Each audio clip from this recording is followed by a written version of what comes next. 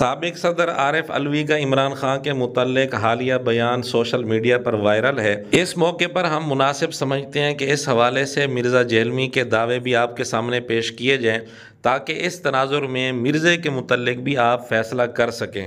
چونکہ اس امت کا خمیر اٹھا ہے توحید سے، یہی وجہ ہے کہ لوگ کہتے ہیں یار نوح علیہ السلام کی بات تو 78 بندوں نے سنی، انجینئر صاحب کی بات لاکھوں لوگ کیسے سن کے تو عمل کر رہے ہیں؟ اس لیے کہ انجینئر صاحب کا کمال نہیں ہے، یہ کمال ہے ختم نبوت کا، اس امت کی توحید والے خمیر کا۔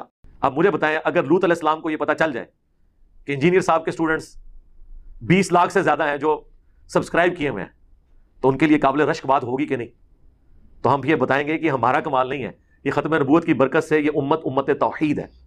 یہ جو ہماری دعوت کا اتنا بڑا قدکاٹ ہوا ہے، یقین کریں میں تو کئی بار اکیلے میں بیٹھ کے لا حول ولا قوت الا باللہ، میرا تو وظیفہ ہی ہے، آپ کو پتا ہے اسماء اعظم میں سے میں لائف سٹوریز بھی دیکھ رہا ہوتا ہوں، تو یہ سب کچھ رسول اللہ کی ختم نبوت کی برکت ہے صلی اللہ علیہ وسلم۔ ادروائز اگلے انبیاء اگر اس امت کا اتنے بڑے لیول کے اوپر توحید کو قبول کرنا دیکھیں تو وہ تو ان کی آنکھوں کو یقین نہیں آئے گا کہ یار یہ ہو سکتا ہے ایسے کہ اتنے بڑے پیمانے کے اوپر لوگ حق قبول کریں۔ نوح علیہ السلام کو کیسے یقین آئے گا؟ 950 سال میں صرف 78 بندے ایمان لے کر آئے۔